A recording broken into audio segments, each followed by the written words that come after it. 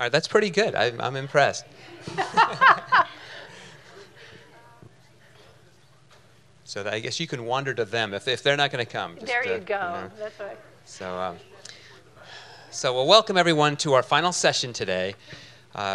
We are going to have closing remarks from Mary Kelly Tate, professor at the University of Richmond. Since 2005, and I guess actually started in 2004, as the director for the Institute for Actual Innocence. And she's doing a work, she and the students who work with her, a work that is very important to all of us within the Commonwealth, identifying and exonerating wrongfully convicted individuals in Virginia, pursuing writs of actual innocence, but also related post-conviction relief. And I know working on excessive sentencing issues and matters of public policy reform, as well as working on the cases that she's working on. So doing very important work. Before coming to the University of Richmond, she was a public defender in Richmond, had her own practice in Richmond, and then worked as an associate when she first had graduated from law school and had done a law clerkship with Hunton & Williams, and worked with the Law and Employment, and very few of us worked on this sort of matter, but the ERISA team. I did. Holy cow. I know, very impressive. A quirk in my career, to say the least. And then she had served as a law clerk for the legendary judge Robert Marriage of the Eastern District of Virginia. She's a graduate of the University of Kansas and the University of Virginia Law School. So would you join me in thanking Mary Kelly Tate for joining us today? Thank you. Thank you very much. I think I have, thank you, Dean. I have a lapel mic. So I want to thank everyone for being here, and if my eyes are squinting at all, it's not because I'm dissatisfied with the group, it's because the lights are a little bright. I don't know if anybody else experienced that. But today has just been a very sobering day. I mean, it's heavy material, and there were some good notes, but wrongful convictions is exactly the worst kind of outcome that we can have in situations like this. And wrongful executions, of course, would be the most tragic consequence. What I want to first talk about, because I've been invited to talk about mental disability and wrongful convictions, is just how big the problem of wrongful convictions are in the United States and in Virginia. We have 2,292 official exonerations nationally since 1989. We have 51 in Virginia. We have 362 DNA exonerations. So we have a big problem. That's a dark problem because there's no way to determine the full number. So that's just a starting point. It's a real problem. It's a humanitarian problem, and it's an assault on public confidence in our system. So I'd like to know in this group, how many students do we have here? Okay.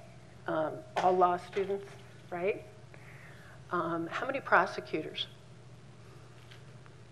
Or current, former, okay. How many defense counsel? Okay. So in this group, and how many people who are the noblest and probably the folks with the highest common sense who aren't lawyers nor aspire to be lawyers? Right there. Right there. So, and I noted something in particular that Dr. Hudasek mentioned in your remarks, so I want to pay special attention to the importance that other disciplines have in this area. But what I want to ask you, just as a starting matter for wrongful convictions, what do we, as a group, and I really want this to be closing conversation, this is not closing remarks. I really want to hear from the group. And when I say hear from the group, I mean questions, comments, pushback, you know, anything that you might want to share.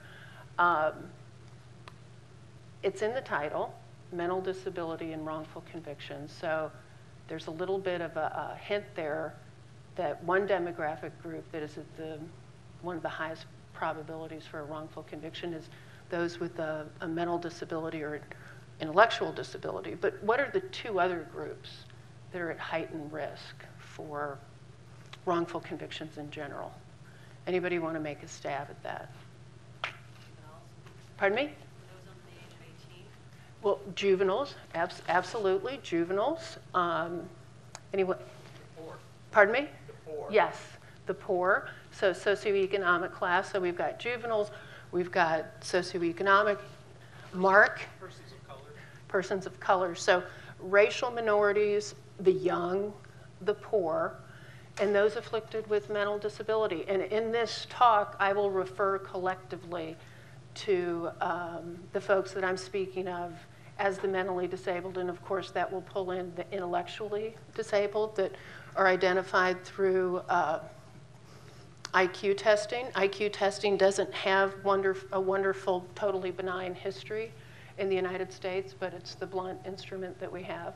And I will also be referring to the mentally ill and primarily severe mental illness, such as schizophrenia, bipolar, post-traumatic stress.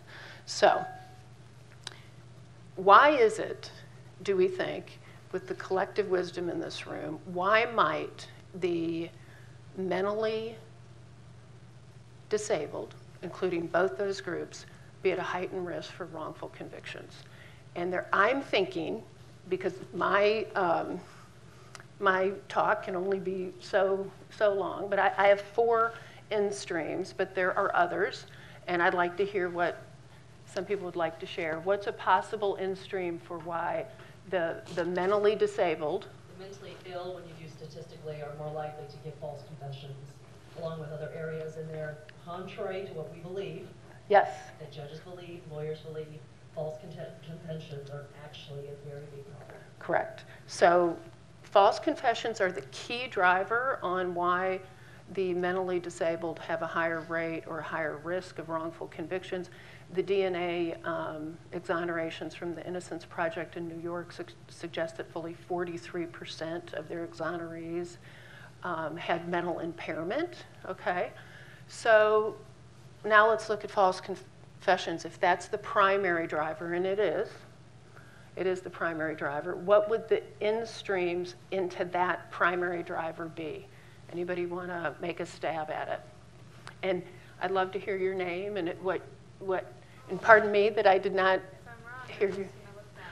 No, this is a conversation. This is, yes. I'm thinking lack of legal services and legal counsel. Lack of legal services and legal counsel is absolutely a contributing factor. The quality of legal services is an enormous component of it.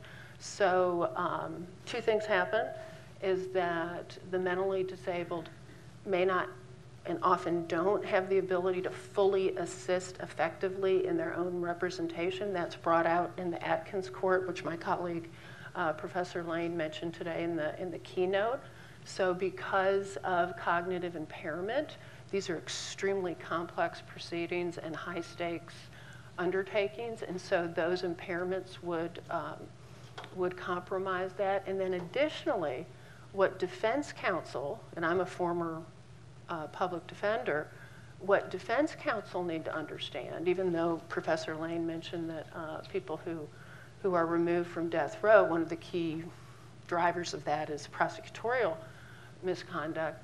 Defense counsel, at rates that we might not be comfortable admitting, sometimes subject their clients to stereotypes. They have fear about their clients. They misunderstand their clients' symptoms. They have a tendency at times to worry about their clients malingering. So in the Atkins dissent, I believe that Justice Scalia noted a specific concern with strategic malingering. I think there's very, very good literature to suggest that that concern is much overblown. But your answer was correct, and you are not my student, but you would get a high. If you wrote it nicely in an essay, you would do very well. Thank you, thank you. So end streams, that's one. So, and wrapped in that, inability to assist effectively in your own defense and more likely being a victim of ineffective assistance of counsel, is also that the mentally disabled do not have the same kind of understanding about legal rights as the general population. So what we know is that the general population, high repeat offenders who do not have mental disability, the more contact they have with law enforcement or police proceedings or the court, they internalize a greater understanding of the process. And this simply is not the case with regard to the mentally disabled. And again, I'm referring collectively to the intellectually disabled and to the mentally ill. So that's one stream.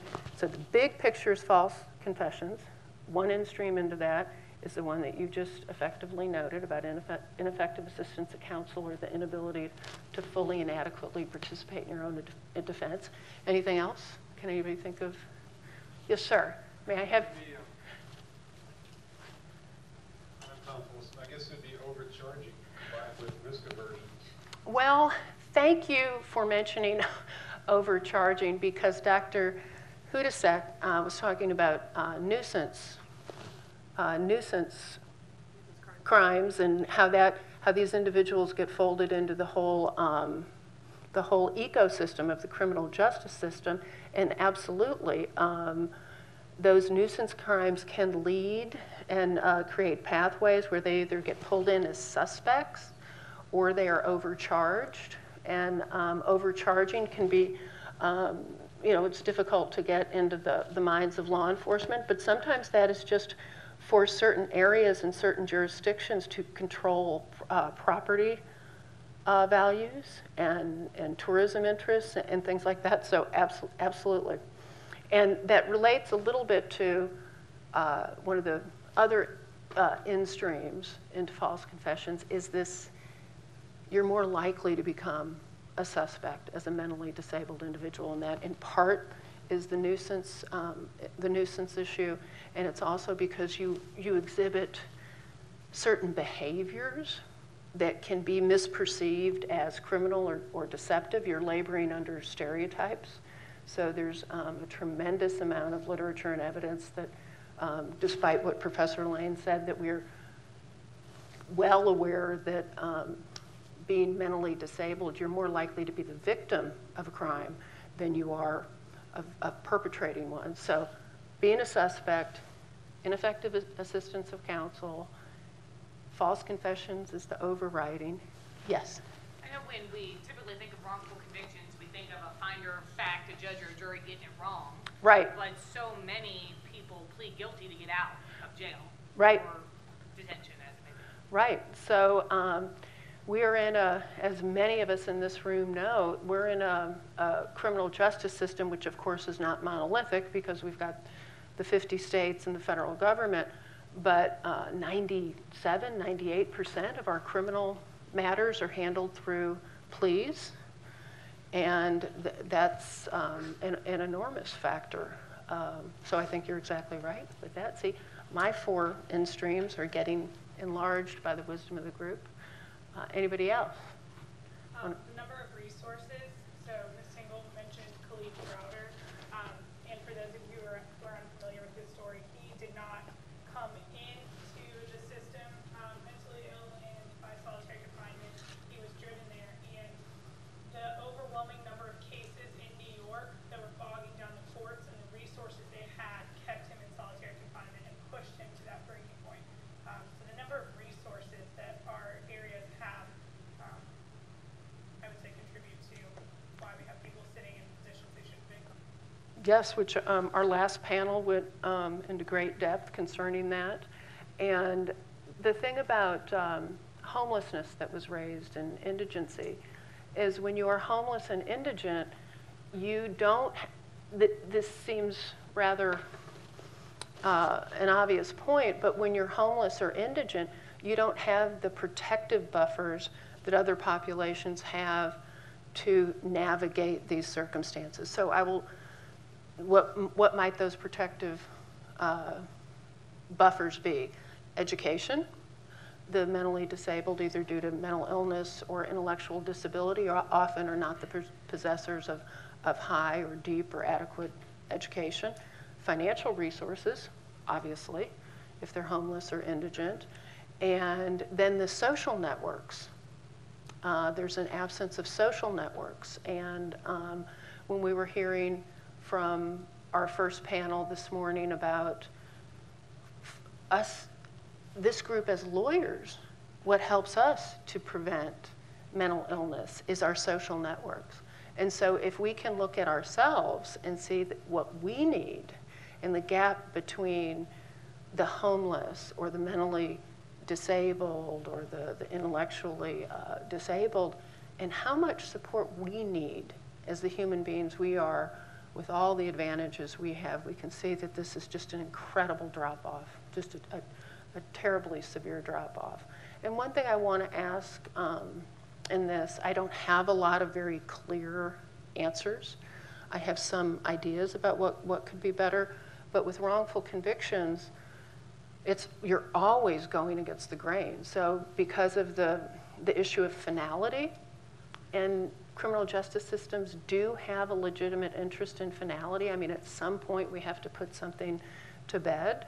But if we are going to put something to bed, and we are going to do that knowing, we now know, we are on moral notice that racial minorities, the mentally disabled, and the poor are experiencing finality. They're experiencing a super finality, if that makes sense, because they're not getting the front end representation that they need. And therefore the question becomes, is the ordinary understanding of finality really fair to apply to this group of individuals who from the beginning didn't have a chance in terms of navigating that system? And then one polarity that I would like for us to just keep in mind without going too terribly in depth about it, please raise your hand if you've heard about the Duke lacrosse case. Okay, thank you.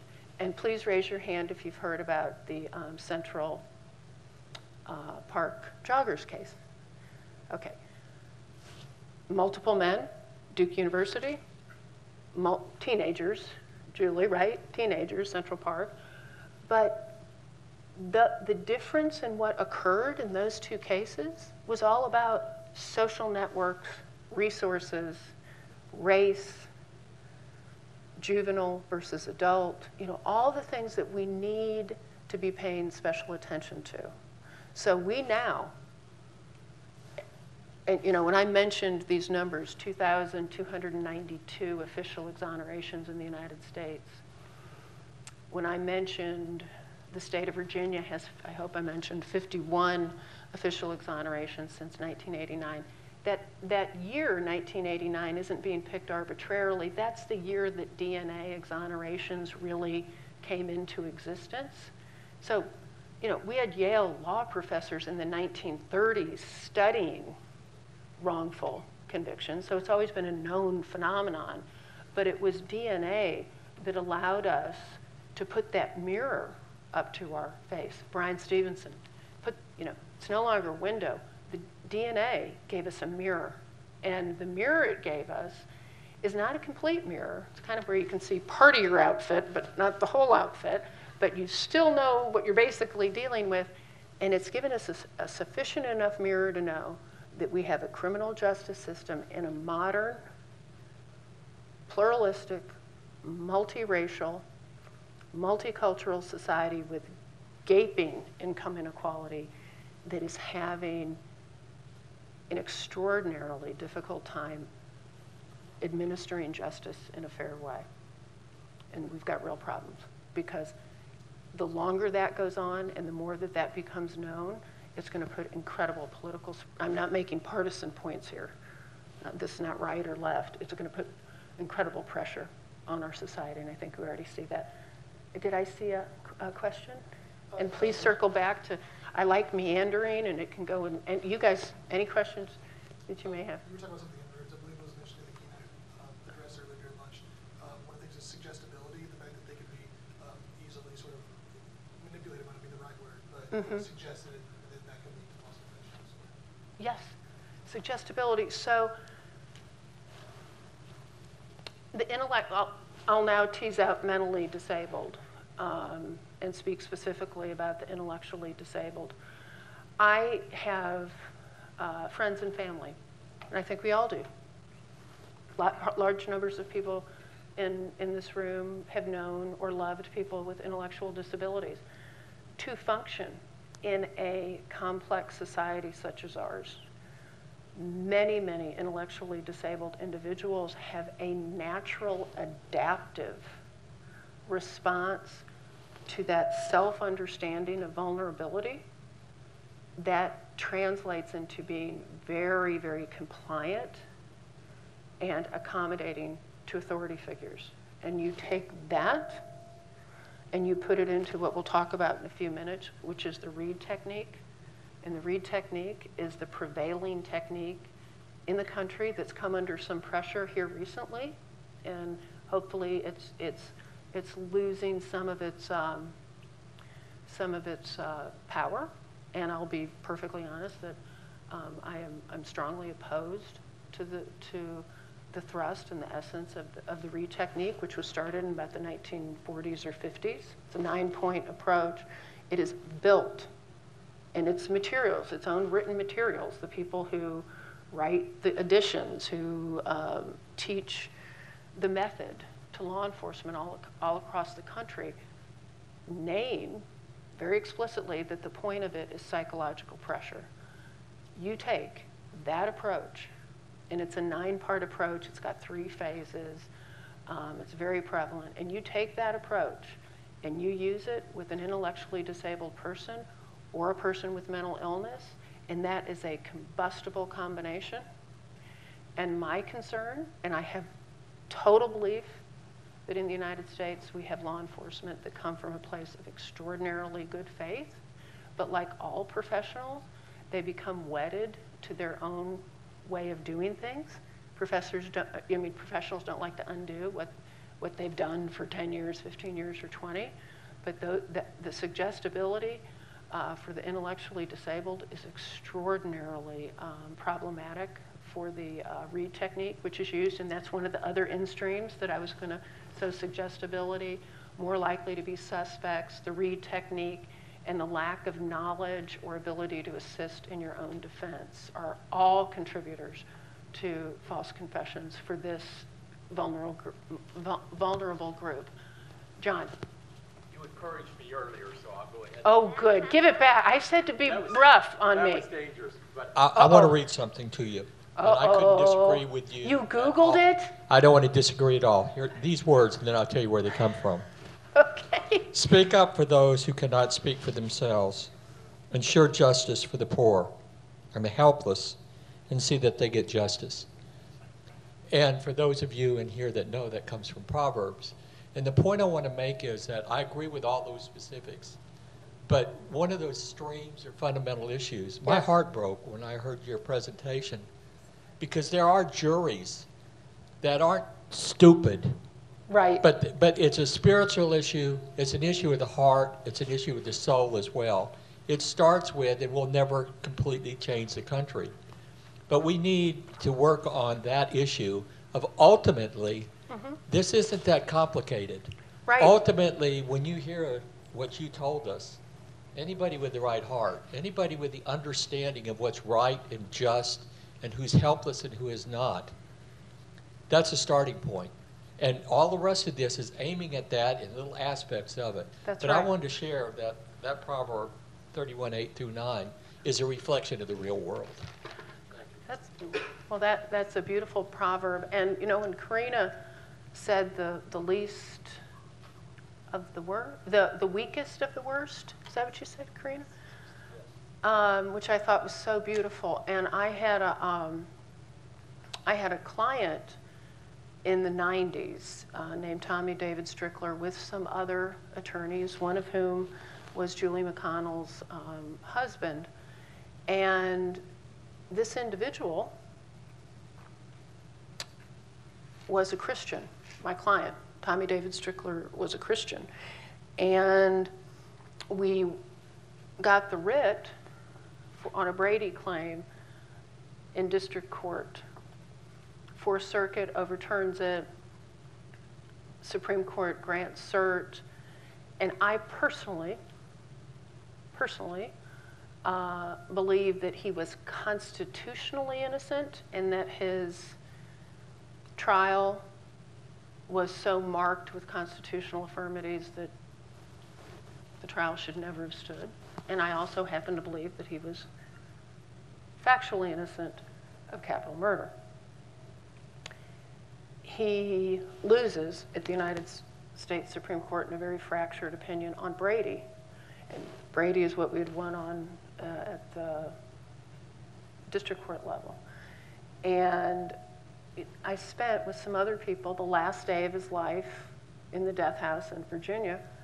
And to this day, and I'm a Christian, to this day, I was in the presence of the most advanced, and if there are Muslims in the room or atheists in the room or Jews in the room, it transcends that. I spent 8 hours with a man who had reached self-actualization. I think you mentioned self-actualization.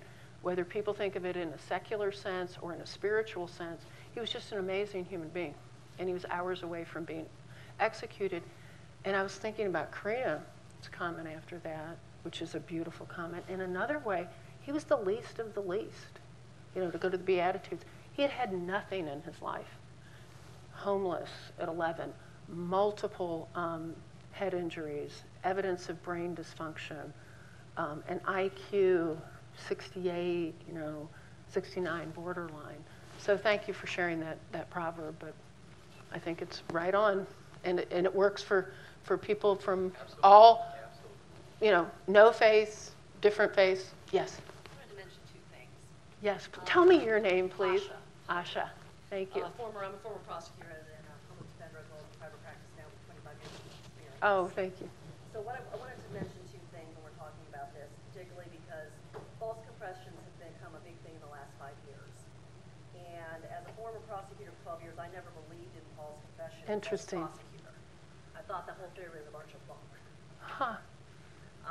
After I became in private counsel, I went to Robert Shepard's seminar, which Julie ran, and there was an individual who talked about the Northwestern Law School Innocence Project, who talked about how several years ago there were 650 people who were exonerated who gave false confessions. They were exonerated because DNA said they could not do it. Right. So they had confessed to the crime. Right. DNA said they couldn't do it, and that's the only way we knew 650 people had falsely confessed. At Right. which point, I started thinking about it, started doing some research, and started looking at, how many people are false confessing of the people we know. That's the people we know. Right. What kind of clientele is doing it? That includes juvenile, the mentally ill, and substance abuse. So I want to talk about that first for a second to say, Please. the research is out there. Educate yourself. Educate yourself if you're a defense attorney. Educate you if you're a prosecutor. I know lots of prosecutors. I was there. I always tried to do the right thing. I think for the most part, the police, the prosecutors, and the defense attorney, we all try to do the right thing. But teach yourself. The second thing is, I think our criminal justice system is the best in the world when you look at others that are there. Right. We really do. It is humanly fallible, though. Right. But most importantly, why isn't anybody else in the nation or in the world using the Reed technique? Right. Nobody is. Right. Okay? And there's a reason for it. Okay? All you got to do is look at England, look at Canada, look at California. look at hey, look at other states, it's fine, but go ahead and look around That's right. other countries that have a more progressive manner of how we take confessions or statements from not only witnesses, Right. but also those who are accused. And you should ask yourself, why is nobody else using this technique after you read the material? All you got to do is Google it. It will tell you exactly the agenda and how they do it. And you should all know that police officers are using these techniques on witnesses. That's right. To make witnesses say certain things in certain ways and not because they have a bad intent, because they're trying to solve crime and they're trying to keep the community safe. And this is what they've learned, and they know no It's different. acculturated into their profession. Correct. They do have an internalized belief that they are fighting good versus evil, And there is an element of careerism, and that's just human nature.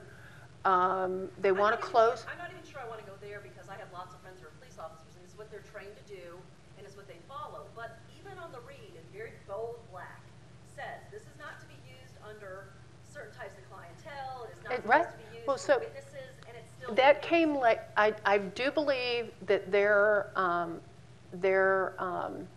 warnings about juveniles, mentally impaired, other vulnerable groups came after they were getting quite a bit of attention for, thank you, getting quite a bit of attention for the fact that their particular procedure was one that was almost built to cause problems with vulnerable groups. Now, I will add, California seems to have rejected it, and the United Kingdom has gone in a totally different direction. I think it's something called, their approach, if I'm remembering, is peace. Yeah. And then there's another approach, I think, is it peace that is talk, explain, and describe, and that has a very open-ended truth-finding function. See, I think that one of the main problems with the read technique, first of all, is that the literature has obliterated it in terms of its danger points for the groups we're talking about today. But the other thing is that we want to have a criminal justice system that is fact-finding and truth-seeking. The Reed approach, as you know, starts out with a guilt presumptive view.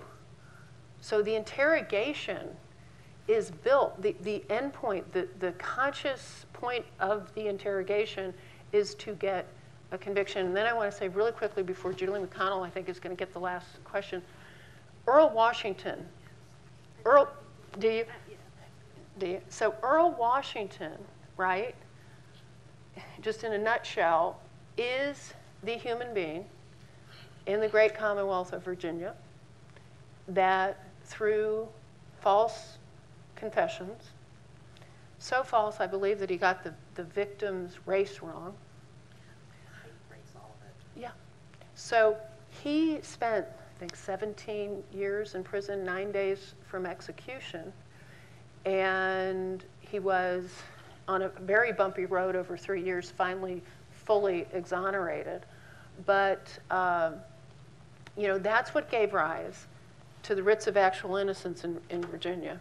So the writ of actual innocence, that gave rise to Governor Warner, saying, okay, let's take 35 random DNA cases from Mary Jane Burton. She was a, DFS scientist. Let's look at our error rate. We found out that we had 5 wrongful convictions in that randomly selected 35. But the person who really should be with us in this room is Earl Washington. And Julie McConnell's husband worked on that case. So it all goes back to Jerry Zirkin now twice. But I really, before 5 minutes, and then I want Julie to have the last question. I just wanted to share that false confessions are part of 12% of all exonerations according to the National Registry of Exonerations in Michigan, which keeps a big, big list of DNA and non-DNA. I also wanted to note that of incarcerated individuals with mental illness, 22% of them report having falsely confessed in the past. And of those 22%, 65% say that the reason they did it is because they just wanted the interrogation to stop or they wanted to go home. And that's that intense read method that is so terribly disturbing. I want to say that the 3 things that I wish for in terms of fixes is more of what Regent School just did, which is more education about lawyers. So thank you, Regent Law School, the administrators and the students, the Symposium folks. And then CIT, which is Crisis Intervention Training, which I believe that you brought up. And I learned from your presentation that we have 33 jurisdictions. Quite a bit of our police departments across Virginia are now trained. Good. We have at least 33, quote, drop-off centers. Good. Maybe even 36. Well, I didn't know that until I heard you today, but crisis intervention training is where mental health experts, as you already know from our august previous talker, that that's a method to try to educate law enforcement on how better to interact. Yes. have to say, we haven't talked about something that a competency that's important. Yes. Competency to waive Miranda. Yes. So I want to talk about more, but I'm hearing from here but yes, competency, getting mental health experts when we can, and in Virginia, that's an uphill battle. It happens to the people that come to my hospital. It happens to the people who have access to private Right. attorneys. So now, It's not in the code. That's what other people need to know. It's not in the code, so therefore it's not a right for adults. now capital offenders have access to mental health experts. I would love for you to be right up here with me. And there's so much more. So I'm getting 5 minutes here. Julie, what were you going to? Please. But I did want to say, there is a local case that you could look to really learn a lot about the prosecution read technique, and that's the Norfolk 4. Yes. If you haven't read the book about the Norfolk 4, fascinating book written about Glenn Ford, a notorious Norfolk detective who was famous for getting confessions. Everyone thought if you need to get a confession in your case, you send Glenn Ford in. And he did it over and over again, got people to confess, sometimes falsely, sometimes That's accurately. right. But unfortunately, in the case of the Norfolk 4, he got them to confess to a crime that they didn't commit. When we do that, of course, and this hasn't been mentioned, the killers go free. That's they right. continue to hurt That's other right. people when So we get this wrong. it's a public safety issue. It's a public safety issue. So read the book about the Norfolk 4. It's a really fascinating story. They have all been exonerated now. Someone else committed the crime that they didn't even know. And the guy said, I've never understood why they charged those guys with that crime because I didn't. But it took years for that to happen. They went to prison first. And I wanted to also say the police technique came into use in England because they had a huge scandal with false wrongful convictions, many of them based on false confessions. And it was such a scandal that it rocked the UK into change. Absolutely. And that's why they adopted the police technique. And one of the most important aspects of it is they do not interrogate until they have investigated the crime. They don't go in first, which is what we usually do. Right. We try to talk to the guys as quickly as we can. They take a very different approach. They investigate first, then they come. Because what happens in these interrogations, the read technique, is the officers start trying to make everything fit what they believe from what the guy has told them is what happened. And it can sound completely ridiculous, but they convince themselves that that's what happened, and then they make all the square pegs fit in the round holes. And that's the confirmation bias, which is on my outline, but we now have 3 minutes. I want to say about confirmation bias, absolutely that's a component, along with tunnel vision, which is slightly different than confirmation bias. But when you, Asha, you resisted a little bit, and I understand reasonable people can about careerism, but these communities are under extraordinary pressure to solve violent crimes. And what we're talking about here, of course, most of these are very, very, very serious crimes. Now, of course, there are all sorts of misdemeanor level wrongful convictions that we haven't even discussed or gotten into, but I do profoundly believe that confirmation bias, tunnel vision, and some careerism plays a part. I just want you to know I push back because I know hundreds of these officers in Sure. multiple jurisdictions, and I've had 25 years of experience working on both. And while there are the Glenn Ford who went to the penitentiary federal penitentiary for some of his actions. Yeah. Driving people, I think that's not my experience. Just like it's not my experience. Right. It drives me crazy when we talk about prosecutorial misconduct. Yeah, the guy who handled the Duke case, Nifong, absolutely. Well, sure, there are outliers. But most of us, the majority of us who are for Sure. prosecution defense, are really trying to do the right thing every single day. And I hate to see us. Yeah. Like Well, fail to do this and paint us all with a brush. Yeah, and I wasn't making a blanket statement, but I think that all of us, including law professors, can be careerist. Or, I just think it's built into human nature. I'm not at all suggesting that it is the totality.